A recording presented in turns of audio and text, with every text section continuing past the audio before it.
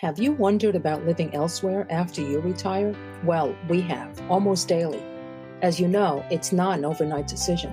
Hi, this is Gil and Gene of Retire There, a podcast about places to consider living in during your retirement. We started this program for selfish reasons. We planned on visiting cities earlier this year, spending some quality time, not as tourists, but pretending to actually live there to get a real sense and flavor of the place. We made one trip earlier this year, which was great, and we were planning for the next trip. Then COVID hit. Yes, unfortunately. A little background about us. I'm Asian, born in Brazil, South America, and grew up in Flatbush, Brooklyn.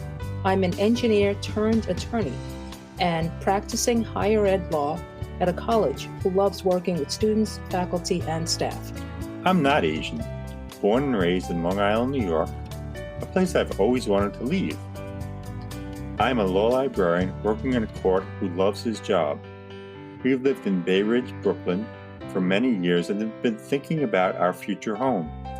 So we will be speaking to folks from around the country who have moved to venues of their dreams and more, and we will share their intimate secrets. Whoa.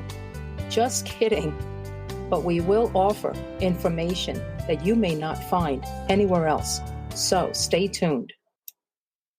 On today's program, we will be hearing from Ray Alicea and Patricia Thomas, who moved to Hilton Head, South Carolina.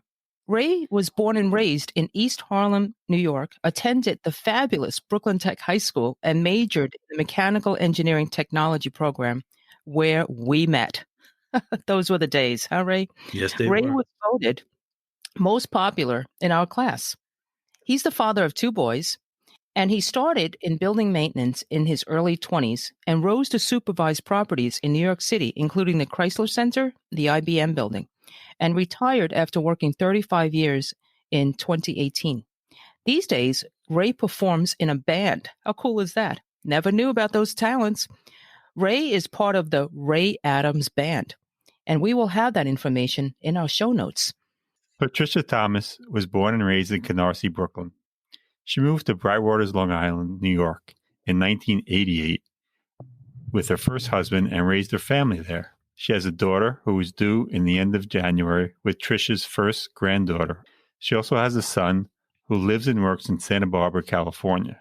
Trisha has an associate's degree in liberal arts from Suffolk Community College. She was a preschool teacher for 20 years, working with children, including some with disabilities. Trisha also worked as a central office technician with the phone company for 13 years in New York City. And she is working again, currently as the business office manager, Canterfield of Bluffton, an assisted living facility in Ridgeland, South Carolina. Ray and Trisha have been together a little over 10 years and finally got engaged this summer. Woohoo! What took you so long, Ray? Okay, guys, please tell our listeners how you escaped to Hilton Head. Oh, thanks for having us, Gil and Gene. So about, 2017, I had to start looking for a place to retire to or move to. Long Island was getting a little expensive. My first husband and I were divorced, and we had to split the profits from the house. 2017, I started looking around places to move to. In the beginning, I think we were looking at moving to the west coast of Florida. Near Tampa, Bradenton. Yeah, yes. Our neighbors for 30-something years across the street were moving down there, and I figured if I've already lived across the street from them for 30-something years, why not the rest of my life? But when we went to visit, it was so hot. It was beautiful, but it was like just too much, the weather, with the heat and humidity.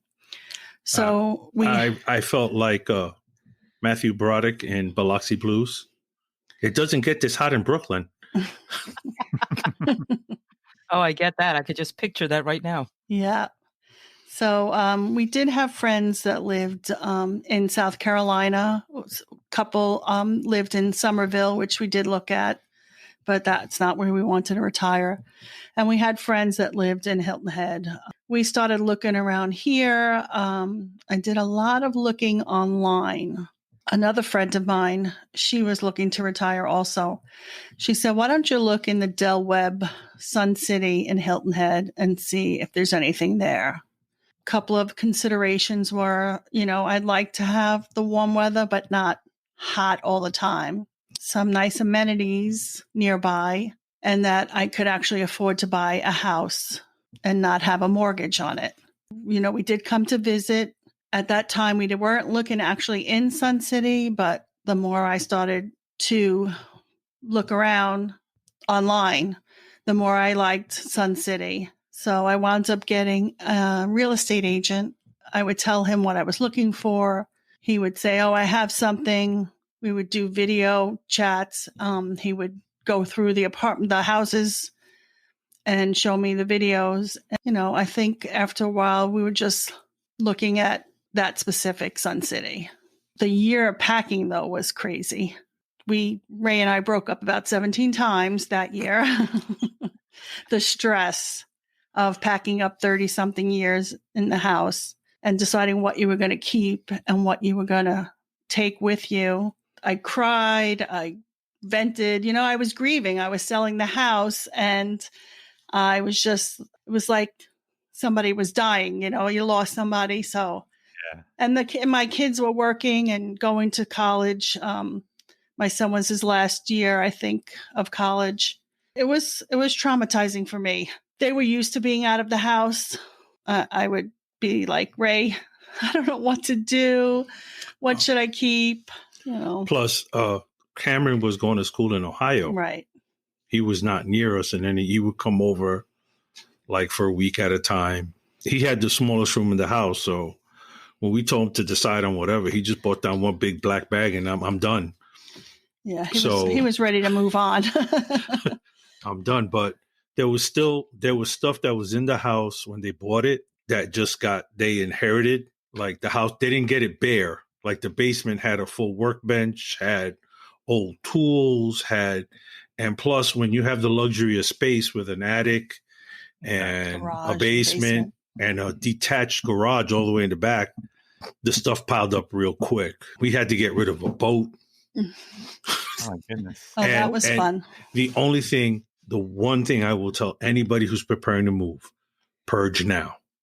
Yes, start purging and if you as early as possible. Yes. And if you haven't used it in a year, you don't need it. How did you get rid of stuff? Did you have a garage sale? Did you call 1-800-JUNK? We tried everything. Well, we did yeah, exactly. We did have a couple of garage sales. People really just want you to give them your stuff. They don't really want to pay for it. So it's a lot of work for a little bit of, money or to get rid of. And at the last one that we had, we actually were giving people, just take this, take it. I don't care. Just get it out of my house. Mm-hmm. At the end of the day, we had to, we did call 1-800-GOT-JUNK. I'll let Trisha finish that story because she had to confront that. I was taking pictures and I was writing things down because I was thinking when I moved down here, I need to blog everything if I could try and help people. Of course, I still have not done that. Still have the pictures on my phone. Once I had the real estate agents and they told me, get rid of everything. We need to stage the house. You have 2 months. 2 months. And then we're going to start showing people the house. So in 2 months, I had to fix a hole in the ceiling from bathtub rotting. We had a broken glass in the back door. The garage door had to be fixed. The garage door had to be fixed. And the garage itself from wood rot. We also, the dishwasher broke while we were trying to get things, so that had to be fixed. And we had just done the heat over downstairs. Well, the hot water. But the hot water, right. So, but that wasn't working the first time somebody was coming to the house. So the guy was working downstairs while they were showing the house. And I said to the real estate agent, don't let them downstairs yet because the guy is still down there. So no stress at all. By the time I got all the furniture into storage, still was trying to purge everything. Oh, yes, we had the painter. He had to put a fresh coat of paint everywhere. somehow when came time for the front door to be painted, I had no more money to pay the painter. I told the real estate agents, I'm tapped out. If they don't buy it, I don't know what to tell you. Because see, he spent 2 days on a radiator. It took forever to paint. So the real estate agents both chipped in to pay for the front door to get painted. Wow. So the house is beautiful now. I mean, the floors, everything was gorgeous. Every time we had to leave, we had to put the dog in the crate and leave her. It was a nightmare. But once it was sold, it sold within 2 weeks, I think. Mm-hmm. So that was pretty quick. But but wait, Ralph, there's more. Remember you had to throw out everything because they wanted the house empty? Oh, yes. Oh, is that why you had 1-800? Got junk, yes. Oh, my God. So we had stuff in the garage that was there before we bought the house, stuff in the basement, stuff in the attic. And she wanted it, her real estate agent wanted it clean. So I called 1-800-JUNK. We had 2.5 truckloads full of garbage. God. Oh my God. You had in your garage the previous owner's stuff? Yes, still? It was all, her husband's stuff that we never used. It probably could have sold it to some museum. That's how old some of the stuff was in there. Yeah. By the time we got rid of everything. And it was the day of closing when they came. So the day of closing, we had 1-800-JUNK there. Then while they were finishing up, the movers came. And then I had to leave the movers so I could go to closing. Let me ask you, did you feel great after that? It was cathartic. It really was. I mean, during the whole process, you are crying, you are laughing, you're looking at pictures from your children when they were born until, everything, our wedding, everybody who had passed from the wedding. It was crazy. So it really was cathartic and it made me feel stronger. So the closing was December 18th, the day after my birthday. And happy birthday. I wanted to be in New York for Christmas. So I stayed with my sister for a week. We both stayed with my sister for a week. Right. And then Ray was staying in New York to continue working for a couple more months. Well, I went down to South Carolina to find a house, try to get situated and find a job. And then he was going to come down because somebody had to be working. We needed to have some money coming in. I said to my sister, I love you. I'll see you soon. We put the dog in the car. The dog and I drove down first to Delaware to see a friend. We stayed overnight, and then I continued down the next day to South Carolina. Stayed in a hotel with the dog, and then left the dog there while I went and met with my real estate agent. So he had about 4 houses to show me, because when he showed me the one house I said I wanted that house, he said, in good conscience, I cannot sell you a house sight unseen. I know you saw it in a video, but you need to come down and see it in person. So when I went down there, he showed me 3 other houses. And then the last one was the house that I told him that I wanted. And when I walked in the front door, you could see from the front door out the back window, the lagoon. And I said, yep, Stephen, this is it. He said, oh my God, can you look at the house? Please just walk through the house. 2 bedrooms, 2 bathrooms, a kitchen, a living room, the lanai, and that looks right out on the lagoon. And I said, the lanai is a screened-in porch. For those of you who are not from the South, for you Northerners, the back porch. And I just fell in love with it. I put a bid in. They didn't accept the first bid, but they took the second bid because I had cash. I closed on the house. They actually let me move into the house before I went to closing. And I was waiting. I had a bed sent over from the store so I could sleep on something. I also had a painter come in and paint. The house wasn't mine yet, though. And the painter saw my real estate agent outside somewhere. And Stephen asked him, hey, what are you working on? He said, oh, I'm over at the Thomas house painting inside. And Stephen looked at him and said, yeah, no, you should not be painting that house. It's not hers yet. But in my heart, I knew it was mine. And I said, I'm only making it better even if I don't get this house, somebody else will love this house. Yeah, it was a real ugly color inside. It was not the lovely blue you see behind us. It is definitely like a beach house in here now.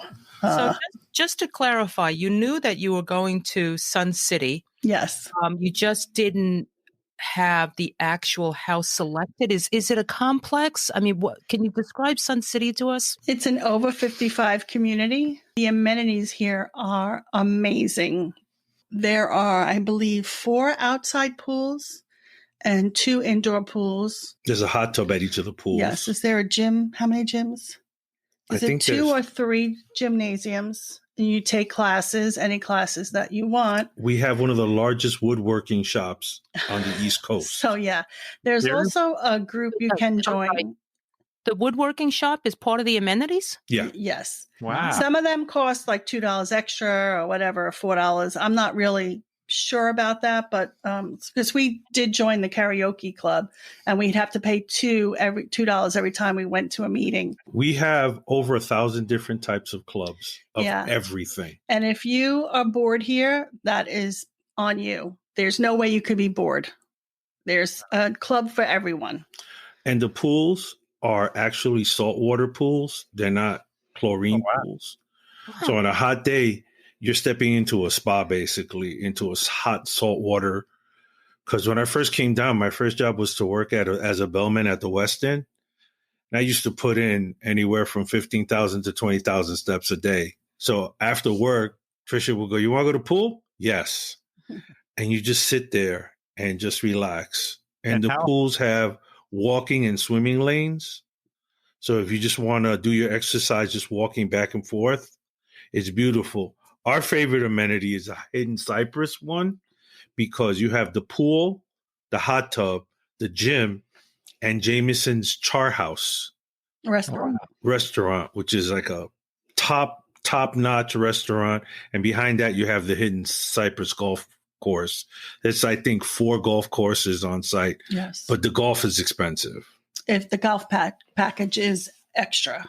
So that's how come you see people when it's cloudy or whatever, they're still going out there with their golf clubs because we have bocce ball. We have a full theater. We have a full softball field. Do you have people play in the softball club where we play other? Do you have pickleball? Yes. That's big down here. And tennis courts. That's the funniest game ever. How far are you from the pool? Can you walk there? No, we have to drive everywhere. A lot of people have golf carts down here. Mm-hmm. We don't have a golf cart yet. But how far is the drive? I mean, can you walk there if you want, or is it, I mean, how big is this complex? 14,000 homes. Oh my goodness. Wow. It's like a city. Well, that's the name. Sun City. So this is part of the same Sun City that started in Arizona years ago, right? Yes, correct. It's Del Webb, and it's also Del Webb that was in Vegas. Mm-hmm. Right. So this is a real community where they want you to participate in activities. Yeah, and there's plenty. This is. They also have a movie theater down here where you can go to see, not the movie that comes right out, but a movie that's been out like 6 months or so for $2. Yeah, there's plenty for $2. Wow. Plus, they have live shows, too. Oh, yeah. They have a club that's like a Broadway show club. So they'll put on Broadway shows, and you support it by buying the ticket for the show. And you go to this theater, they have seats and everything. So it's made so you don't have to leave the community at all. But it is a large venue. I learned something when I came down that nothing is near nothing down here. So it's not like you can walk down to the deli and get something. Right. But the drives, everything is like 5-10 minutes away. Okay. Is there a supermarket in the complex? Outside, we have a supermarket. Yeah. In the complex, we have 2 restaurants. Right outside of that, we have, Cracker Barrel and Italian restaurant, a Chinese restaurant, a Mexican restaurant. So everything is pretty. You can take your golf cart right out the complex and go to all these places. Mm-hmm.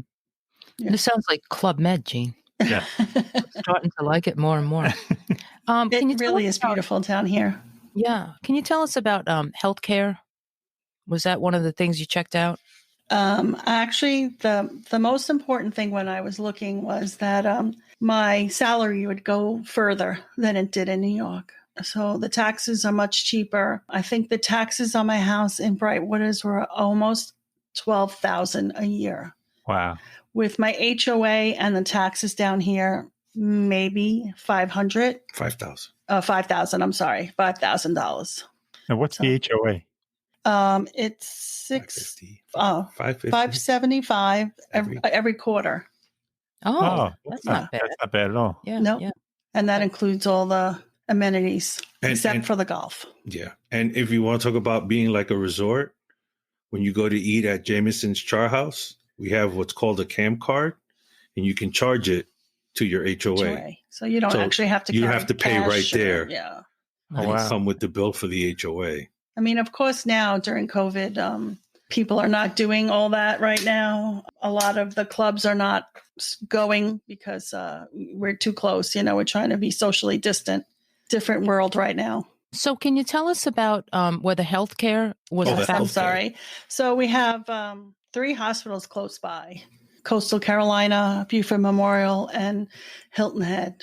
No, you have St. Joseph Candler. And then we also have our urgent care, Joseph Candler. What's the other one outside of Tidewatch? That's Hilton Head. Hilton Head. So no, but Joseph Candler just built that new thing where we were at Buckwalter. Oh, I'm sorry. Yeah, St. Joseph Candler just built a new facility because this area is growing very quickly. Construction. There's a lot of construction, and what people are building are developments. As a matter of fact, we're about 5 miles up the road. Jimmy Buffett built Latitudes, Margaritaville. Yeah, so you could actually, waste away in Margaritaville if you want to. They have nice amenities there too. Well, they have nice, because they're for the active over 55 community. So is this, but yeah. No, well, here too. I mean, they encourage you biking. There's in the morning, you'll pass a whole bunch of people walking, biking. Yeah, hiking. Every type of bike. Oh, yeah, we have hike trails here too. And they're made so that there's little benches like every few thousand feet in case you need to sit down or something. We took advantage of the sitting. So, yeah, you can walk from, it's a giant complex. It's interesting that you say there's a lot of building going on there because Hilton Head is an island, right? It's an island. Oh, no. Well, Hilton Head Island, there is the island, but the whole area from like Hardyville, Bluffton, Ridgeland, all of that is considered Hilton Head. Ah, okay. It's like saying New York City, even though there's the island of New York City, you still have Queens, you have Brooklyn, right. You have boroughs. So there's different cities that make up this whole area. I was trying to use a big word, not just stop myself. Comprised. Yeah. And that was the word. Yeah, there you go. Thank you. Yeah, you were there for English class. I wasn't. Also, the area itself follows a certain kind of philosophy of development. It all started in the late 40s, early 50s when a developer from up north built the first development called Sea Pines at the end of Hilton Head Island. He was like an early conservationist. There's certain rules to the way everything is built around here. All signage is at street level. There's no billboard. This ain't Myrtle Beach with all the stuff It's not Vegas. Wow. It's not Vegas. You actually have to look down to see the signage. And that's done to preserve the natural beauty of the live oaks and stuff we have all around here. Wow. Yeah. All the businesses are recessed off the road. Oh, wow. Nothing is on the actual road. So you can drive down 278, which is like our main strip, and see no stores because they're all behind the trees. So it keeps a very natural look. Minimal street lights, only at certain corners, like major corners here in Sun City, do they have a street light. Everything else is a special kind of dark that I had to learn to drive in. Also, all the developments have windy roads on purpose so that it doesn't have that cookie cutter look. Let's say like other developments in like, let's say California and stuff like that, where they have, it looks all like, poltergeist, and they only move the headstones or something like that. It all has windy roads, either man-made or natural lagoons, everywhere. There's a lot of wildlife down here. And that's the final one. They were here first. They were here first, so we have to respect them. So have you seen an alligator? Oh, yeah, we have yes, Al lots. lives in our lagoon over here. Lots of alligators. Oh, my goodness. Deer, frogs. We have the little geckos selling us insurance all the time. We have aminoles, Yes, we have. which are larger. They look like they're a little bigger, like a larger lizard. We have snakes. Armadillos. We have armadillos. Raccoons. All right, now Raccoons. It's And turtle? the biggest birds you ever saw in your life. Yeah, we have egrets and blue herons. Blue heron is the state bird. Okay, and Oh, you still have your dog, right? Yes. Oh, we she got away one time and went to swim with Al in the lagoon. survived that too. Yep. I don't know how, because I was about to have a heart attack watching her in there. But I guess Al didn't realize she was in there, and we got her out. And most of the alligators, if you leave them alone, all they want to do is get some sun on the shore, and then they go back in the water, and that's it. There's fish in there. There's plenty of food in the lagoons for them to eat. So they really don't want that crazy dog anyway. And because of the way everything is designed, the ecosystem pretty much takes care of itself.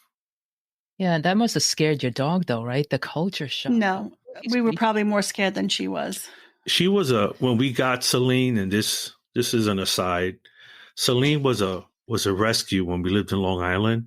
We had just lost Bandit, a moment for Bandit, and where Trisha worked, they would do dog therapy and bring dogs in for the people to like see and pet and stuff, like the commercial with the little girl about that. We're going to do therapy. No, we're going to try something else. They bring the dog in. And anyway, Long Island Retriever Rescue found out that in Turkey. Nice plug for Long Island Retriever Rescue. Hey, Long Island Retriever Rescue found out that in Turkey, golden retrievers were popular for a while. Then they weren't. So what they did is they just released them to the wild. So Celine, probably for the first 2 years of her life, was like a feral dog that lived in the woods. It took me about a year to wean her off of squirrels. Oh my At goodness. first, she had to learn English too. So Yeah, 'cause she we- understood what we were saying to her. But now she's trilingual because now she knows Spanish too. There's a couple of times that I have to I become Ricky Ricardo and just cuss at her in Spanish. But anyway, we shan't go there. Finally, one of the ladies, Trisha told her about losing Bandit, and they recommended this dog that had just come over. She needed a yard. She was very playful, very submissive with humans, but with other animals, she becomes very defensive, and she protects the house. And she doesn't get along with any other dogs. Any animal that's in the back, she just loses her mind and tries to rip up my arm to try to get it. So I was more concerned for Al than I was for her, because she knows how to defend herself. She would take care of Al real quick. Funny.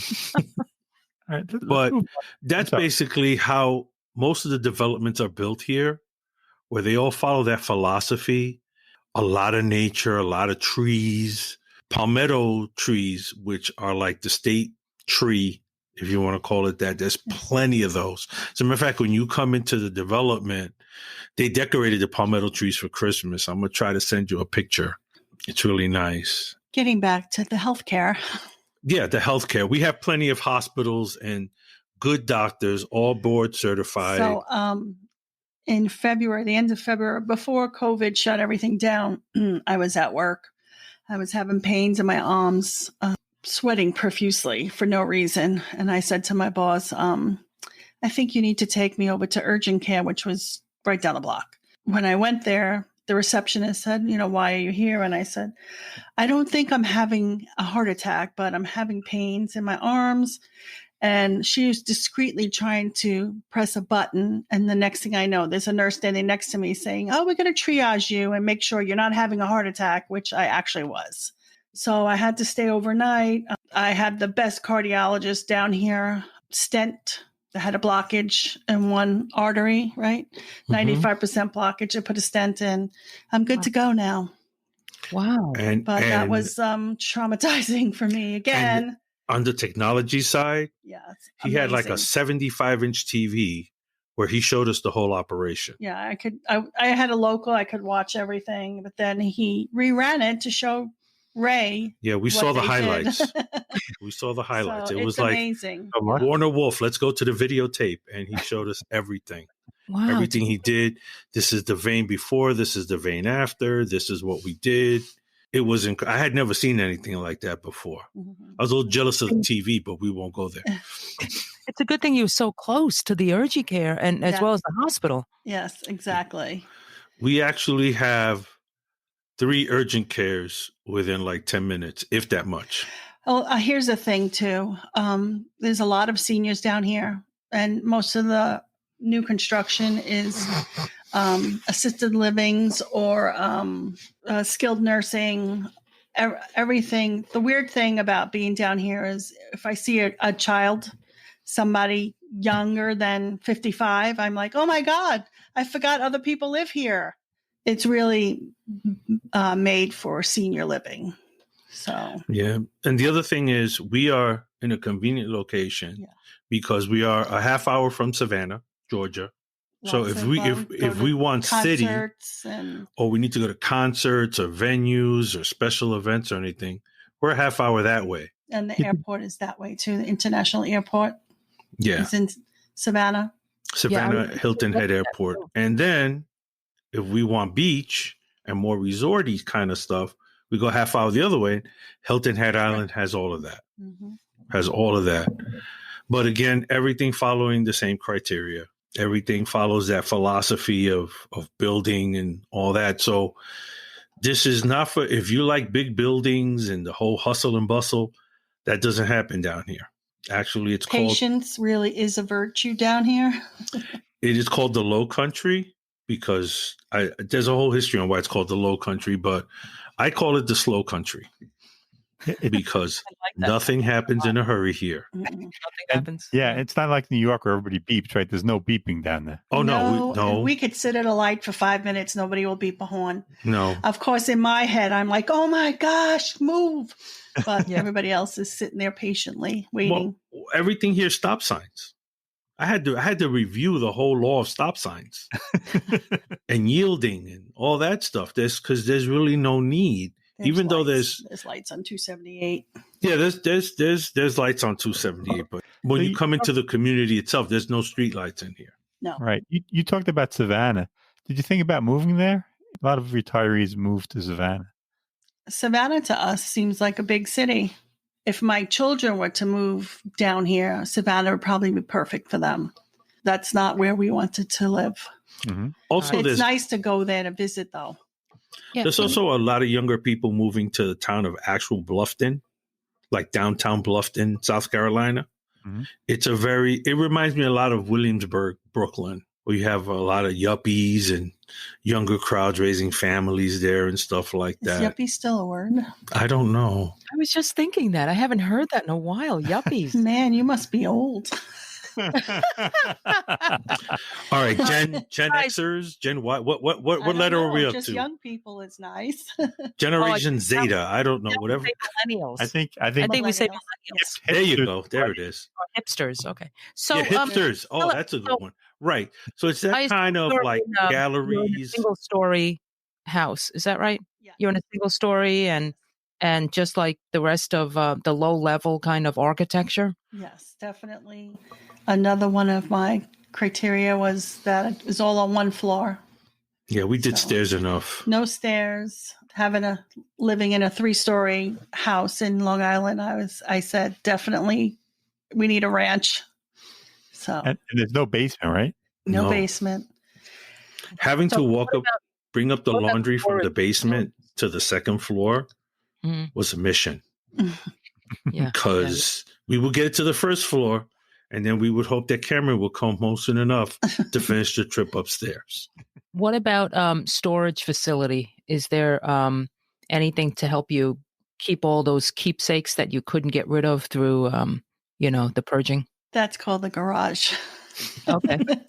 So actually, Ray and I are finally, after 2.5 years down here, we were getting through some more boxes. We had about 30 boxes that I had not opened up. And my daughter's expecting her first child, my first grandchild. And I said, I know I have stuff for the kids that I kept just for when they were going to start their family. We got rid of about 20 boxes, still about 10 to go. And then actually we could fit both cars in the garage. But for now, I brought up some stuff to my daughter for the baby, and it was nice. Again, a little bit more of cathartic journey, going through all that stuff. When I came down here originally with the moving van, when it came down, had so much stuff in it. And I said, well, first of all, I don't know why I took half the furniture because it's not going to fit. So, I had almost 100-year-old house. So the furniture was made, we picked big, sturdy furniture to fit in that. I didn't want that in my beach house. So I brought it down and then wound up giving it away. There were still things like everything that we have in here now is pretty much brand new, or I painted it to make it look beachy. She discovered chalk paint. I love chalk paint. Also, above the garage, there is a crawl space that you can develop for storage. Oh, okay. I mean, you can get, I think the ladder is about $300 from Home Depot that you can pull down. The stairs come down. You can put some plywood on the joists and use that for storage also. Doesn't that sound like a lot of work? I'm not doing that. But I'm just saying, for storage options, there are options for storage. And again, there are plenty of storage facilities nearby. Yes, there are. So you guys have 2 cars, and I was hoping during retirement to have one, but it sounds like, or if I get to the point, maybe I don't want to drive. Is anything walking distance for groceries? No. Really not. We probably, when we both do actually retire, probably will get rid of one car, have one car so we could go, drive wherever we want to, and then wind up getting a golf cart to drive around in the community. That would be the easiest thing to do. Walking, that people walk around here everywhere, but they're walking for exercise, not to get to the supermarket. I mean, unless you're a really serious walker, we're talking about miles of walking. Mm-hmm. We're in the back. We'll be considered the back of Sun City. From the front gate to get to our house is 12 minutes by car. Unless you're a serious walker, it's not happening. Let's change the topic to climate. You talked a little before about Florida being too hot for you guys. Isn't South Carolina very humid? It is. I have very big hair down here. It is humid, but we also have like 2 other seasons. So it's starting to get a little cooler here. That means it's like fall in New York. I think my first day in the house, it actually snowed. So I apologize to everyone I met down here. I'm sorry I brought the snow. It was the first time it snowed in 18 years. Wow. But nobody drives in it. So I was out and driving around the area all by myself. It shut the place down. It was about 2 inches of snow. Like I said, it snowed the first time in 18 years, and that was a couple years ago. It had dropped down to about 30-something here in the evening in the winter, and then it goes back up to 50, 60. So to me, we have 3 seasons. Oh, that's the difference between there and Florida. I get it. Yeah. I feel like Florida is always... It's always 90. Yeah. 90 or better. Let's talk about some fun stuff.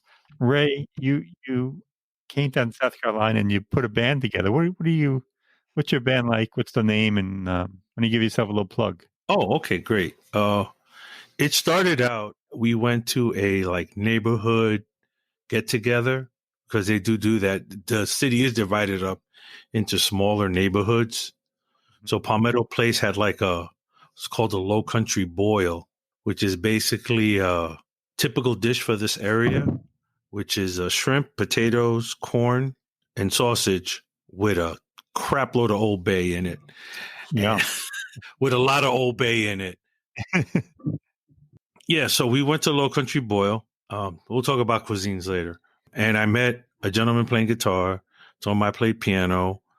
We met together. Then we broke apart, but I kept friends with the drummer, Adam. There's a lot of restaurants and stuff to play in here. Actually, the amenities themselves have live bands play. So we put together a repertoire spanning from the late 40s, the 2000s, all the music, and we play together. And right now we're comprised of, it's a 4-piece band. We have Adam Syrie on drums. We have Marcella Palmer on vocals, another former New Yorker from the Bronx. And we have our bass player is from Morristown, Tennessee. So he's a good old boy. But he plays bass for us. And like I said, we just cover the music and we've put ourselves out there. We play at like a lot of the golf clubs or the clubhouses have parties, and we play that at a reasonable. But we don't limit ourselves.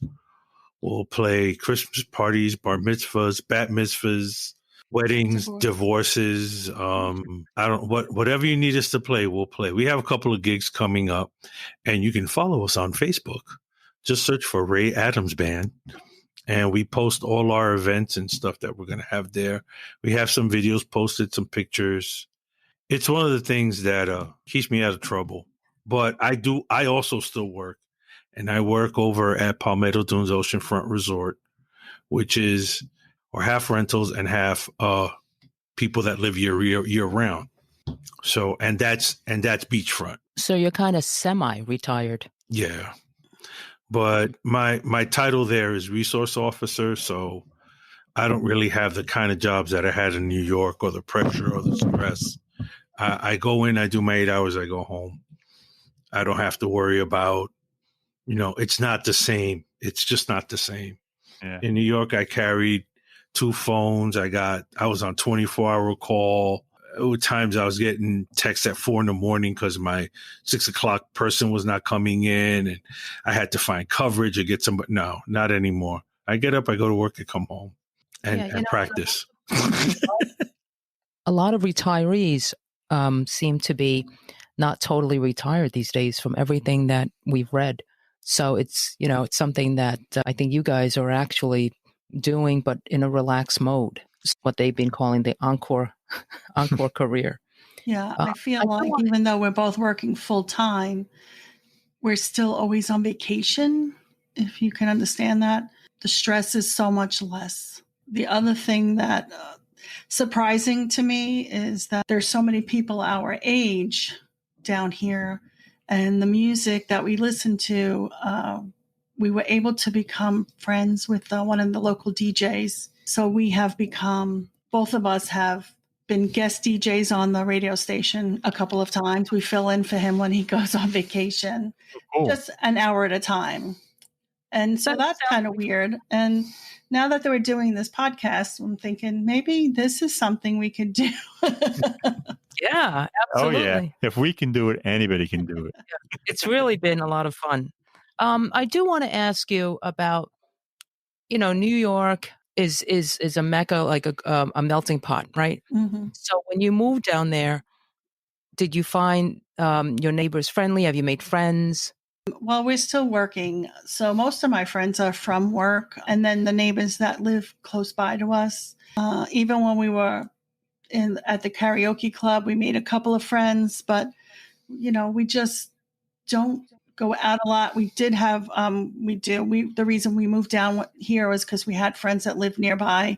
Unfortunately, my girlfriend passed away last year or the beginning of this year. So her husband and COVID, we just don't get to see him a lot right now. Pre-COVID, we've had a lot of friends and family come and stay with us because we do have the guest room and the extra bathroom. With a full bath. So we did have a lot of visitors coming down. And unfortunately, this last 8 months has been a little... Yeah, Patricia and Ray's bed and breakfast has had to just stop for a little. It's had to close. Yeah. We're temporarily shut down. But the door is always open. The front gate, not so much, but my door is always open. We'll have to climb over and come see you. You talk about breakfast. Speaking about food, being from New York, can you get a good slice of pizza there? You have to look for it. You have to look for it. Can. We found one Mexican restaurant that makes great pizza. Great pizza. Really? Place where they have great bagels. And the bagels. One place where they have really good Chinese food. There's a lot of diversity food-wise down here. Oh, yeah. In Pula, in Georgia, about 20 minutes away, there's a restaurant that has excellent Puerto Rican food. which Ray makes him feel like he's home. Oh, yeah. Chasitos. So. In Pula, Route 80. Yeah. Look them up if you come down there. Their Puerto Rican food is, when we first went there, that was the make or break it for me, So I was like sitting there. Really? That was it? Yeah, that was it. That was the make it or break it. We went there and I was eating my mother's cooking because he's also from the Bronx, but he studied at Georgia State University, which is in Statesboro. And he decided to build his business around here. It was a food truck outside the college. It was a food truck, and that took off. He basically has like the restaurant in Pula. He has a sit-down restaurant called 787, which is the area code for Puerto Rico, where it's a little more formal dining. And you go to Georgia, you can we even found a vegan bakery there. So whatever dietary need you have, it's around here. Plus, we have new places opening up all the time. Okay. We have Chicken Salad Chick, which has... You plug in all the restaurants? Yeah, that has like 20 different types of chicken salads, if you can believe that. Question. Here's the make or break question for Gil. Is there a Trader Joe's in the area? I'd have to hold on. No, I don't. There's Whole Foods on Hilton Head. Too expensive. Yeah, and Harris Teeter, very expensive, but such great stuff. And I'm not even sure if there is Trader Joe's in Savannah. No. But you've been there for about, 2 years? Almost 3. January will be 3. And so at this point, I think you're familiar with the area and all your shopping needs are met. So yes. Oh yeah, but we do have 1 mile out from the front gate, Publix. We have Publix 1 mile north. Have Walmart. There's a strip mall there with some fast food, new Mexican restaurant, new hibachi sushi place right there too. And like I said, the bagels are about 15 minutes away. 15. And when I asked them about their bagels, so they were like official. He said, my all my equipment came from New York, and my baker cooked bagels in New York for 30 years. Wow. I thought it was the water, but apparently it's not. Yeah. And then, but down here, the local cuisine is good too. Like if you come down, you have to try the Low Country Boil. You have to try the she crab soup, which is like a New England clam chowder, but at another level. The flavors are incredible. And of course, the pulled pork barbecue down here is unbelievable. I found out that biscuits and gravy are a food group down here. Oh my God. I've always imagined Hilton Head to be an expensive place to live because the first thing that comes to my mind is, golfing and all those kinds of things. But it doesn't sound like that's so much, right? Like Hilton Head Island itself has everything from subsidized housing to you have Wexford Plantation where if you don't have $1 million in your savings account, they won't talk to you to live there.